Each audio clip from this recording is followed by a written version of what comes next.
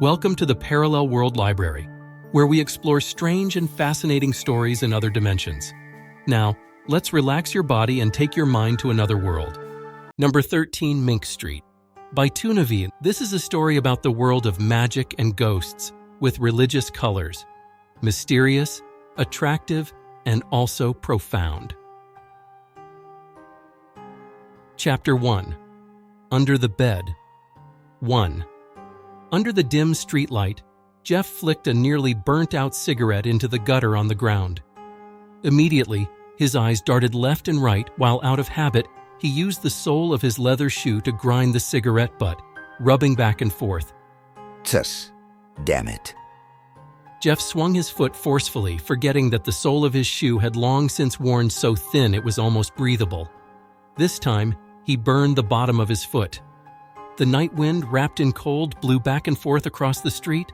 There were hardly any pedestrians left on the road, and the few people in the distance were wrapped in scarves, heads down, hurrying along. Jeff turned up the collar of his coat. Both sides of the collar were grimy and shiny from wear, but at this moment, it could still give him a sense of security from being hidden and protected. Ahead was 128 Mink Street. From numbers 50 to 200, all were townhouses. Whether bought or rented, the people living here were probably not extremely wealthy, but at least could be considered middle class. The house before him was home to a family of 3. The man was a doctor, his wife a teacher, and they had a 7-year-old son. During the day, a housekeeper would come to clean, but she wouldn't stay overnight and would go home after preparing dinner. Moreover, this family had a habit of going to the theater every Saturday evening to watch performances. The door opened, and the male homeowner, dressed in a black suit, came out first to start the car parked at the entrance. Then, the lady of the house, wearing a red dress, held her child's hand as they left the house. She closed the door and chatted cheerfully with the child as they got into her husband's car. Then the car slowly started and drove away. Jeff licked his upper and lower lips with the tip of his tongue, his footsteps quickening. First, he turned and jumped over the low wooden fence that couldn't even stop a small dog. After landing in the flower bed, he quickly climbed the steps, took out a key from his pocket and inserted it. Click. The crisp sound indicated that the door had been successfully opened. 3 months ago, Jeff was still a worker in a house cleaning service company. The lady of this house had trusted him enough to give him a new key when they first moved in, and Jeff had taken the opportunity to secretly make a copy. At that time, he was still hesitating about whether to steal or not, as he had almost lost everything. Now he didn't need to hesitate because he not only had nothing left, but was also deeply in debt. After opening the door, Jeff slipped inside and quickly closed it. After tonight, you'll probably understand the principle of changing locks after moving. The ground floor was an open kitchen space plus a dining room, with a nursery in the northwest corner. Jeff went directly to the second floor. He didn't turn on the lights, but instead used his own flashlight, which flickered unstably. Damn it. Jeff cursed quietly again. He knew it was because the batteries were low on power, but also because he had used the money he had saved for batteries to buy a 5-loop pack of Morph cigarettes. He hit the flashlight hard with his elbow a few times, and the light became slightly brighter than before. The second floor consisted of the master bedroom for the couple, along with a small study and a bathroom. As for the third floor, because it was the attic, it was only used as the child's bedroom. Jeff pushed open the master bedroom door. What met his eyes was a large bed and various antique cabinets. He knew well that the valuable things were likely to be in the master bedroom. Of course, before leaving, he would take a quick look in the small study. Buzz, buzz. The crackling sound of electricity and static noise came through. Welcome to the Old Stories of Logia channel. I am your old friend, Alfred. The moonlight tonight is beautiful. Under such beautiful moonlight, no matter what one does, it seems to be accompanied by a sense of happiness. Jeff was startled by this sudden voice, and looking down, he discovered it was an old-fashioned radio. Damn it. Everyone has left the house. Don't they know how to save electricity? Jeff reached out to turn off the radio. Then he began to rummage through the dressing table in the room. Usually, women like to keep some of their frequently worn jewelry and household expenses here. Of course, if he could find a jewelry box next, nothing could be better. Click. At this moment, the sound of a door opening came from the first floor. Jeff was so frightened he almost jumped. Right after that came the sound of high heels on the stairs, clearly headed towards the bedroom. Jeff immediately pushed the drawer back and turned off the flashlight. He was just a thief, not a robber. Theft and robbery are two completely different concepts. Even in court, they can't be sentenced the same way. Most importantly, he didn't have the courage to be a robber at all. The sound of high heels came quickly with a hint of urgency. Jeff didn't have time to think about much else. He could only lie down, turn to his side, and roll under the bed. Creak. Almost simultaneously, the bedroom door was pushed open. Click. The light was turned on. Jeff, lying face down under the bed, saw a pair of red high heels walk to the other side of the dressing table. After some rummaging, it seemed a small bottle of medicine was found, followed by the sound of pills rattling out, and finally the sound of swallowing. Right after that was a series of relieved, heavy breaths. Jeff saw the woman's high heels pause at the dressing table for a while. Then the woman stood up, and the high heels began to move. Ring, ring, ring, ring, ring, ring. The phone rang. The high heels left the bed area and went towards the coffee table under the windowsill, where the phone was placed. The woman answered the phone. Yes. I was going to go with them, but suddenly I felt ill, so I had to come back to take medicine. Tonight, I'll let them go. I'll stay home and rest. It's nothing, don't worry. Thank you for your concern. I'm fine. The woman hung up, turned around, and walked towards the bed. Plop, plop. 2 feet stepped on the heels to take off the shoes. The high heels almost fell right in front of Jeff's face, so close that Jeff could even smell the scent from the surface of the shoes. Right after, the bed shook as the woman lay straight on the bed, letting out a comfortable sigh. She had finished teaching during the day, and tonight she had escaped the family activity with her husband and child. Finally, she could have a moment of leisure, even if it was due to physical reasons, but just thinking about it felt very comfortable. Under the bed, Jeff began to think about what he should do. He was somewhat regretful now, thinking he should have covered his face beforehand. If he had known only the woman would return home alone, he could have completely covered his face and threatened her, telling her not to move while he left on his own. He believed that this woman alone wouldn't dare to act rashly, and moreover, he hadn't stolen anything yet. She might prefer to avoid trouble, and might not even call the police. But thinking about it was just thinking about it. Even now, knowing for sure that there was only one woman lying on the bed, Jeff still didn't have the courage to crawl out from under the bed to threaten her. Jeff opened his mouth and began to breathe silently to reduce the tension at this moment. Wait until the woman falls asleep. Wait until the woman falls asleep. Wait until after she falls asleep. Take advantage of the fact that her husband and child haven't returned yet. He could quietly crawl out from under the bed, not disturbing anyone, and safely leave. Chapter 2. Under the Bed 2. The woman lying on the bed was humming a tune with the sound of turning pages coming from her hand. Damn it. Why aren't you sleeping? Jeff didn't know how long the woman above had been reading the book, because he had now lost all sense of the concept of time passing. Finally, thud. Jeff heard the sound of the book being closed. The woman got out of bed barefoot. She started walking towards the bedroom door, yawning as she went. Is she going to take a shower? Jeff rejoiced. While she's in the shower, I can sneak away. However, to Jeff's disappointment, there was only a click, and the woman returned, followed by the sound of static on the radio. Crackle, crackle. The woman lay back down on the bed and picked up the book. The radio began playing soft music, and the woman sang along. Damn it, she's not waiting for her husband and child to come back before sleeping, is she? As one song ended, a man's voice came through the radio. After a short break, welcome back to the old stories of Luogia. Let's continue the story we were telling. Our hostess, Catherine, is lying on the bed with a book in her hand, listening to songs, enjoying the brief leisure time of that night. In fact, she has always admired other full-time wives because for a woman, having to work outside while also taking care of family and children is truly exhausting. Sigh. Jeff heard a sigh from the woman on the bed, as if she too was in a similar situation. However, what followed on the radio terrified Jeff. But Catherine doesn't know that while she's lying on the bed enjoying this rare moment of leisure, in fact, under her bed, at this moment, there is someone lying there.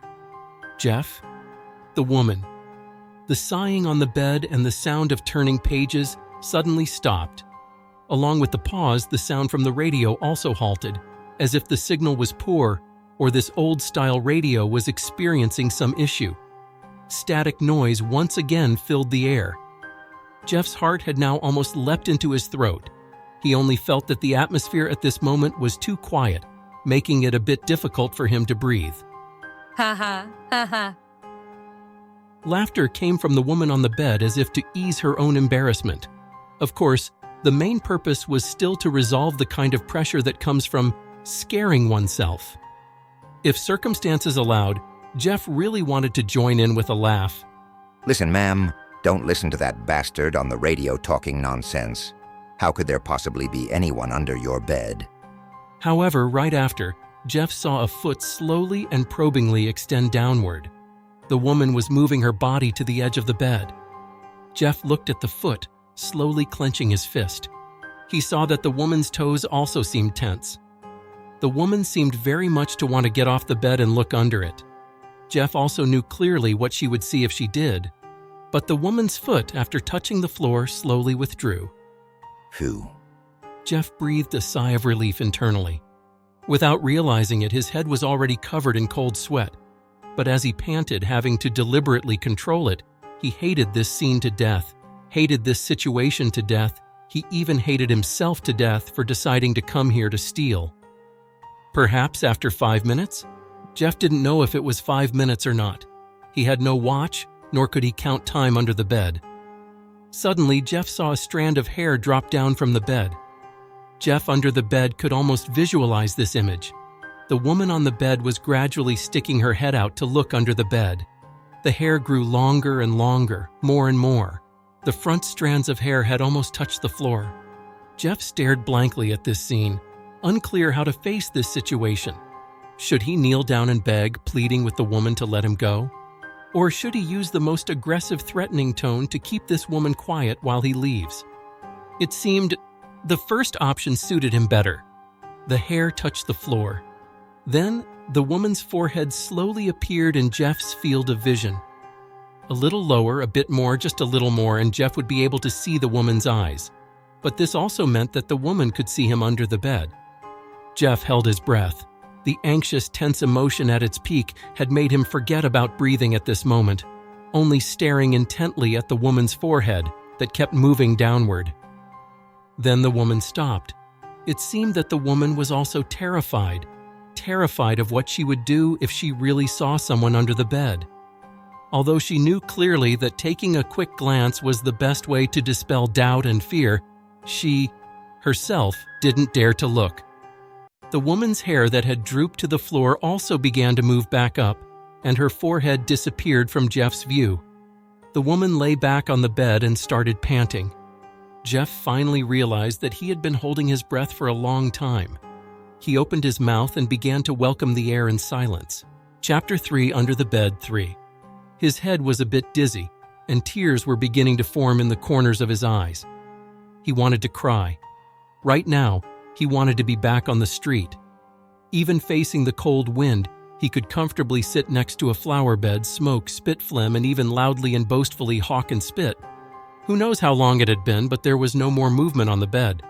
She must have fallen asleep, right? Jeff estimated the time. If he waited for the woman's husband and child to return, he might really not be able to escape.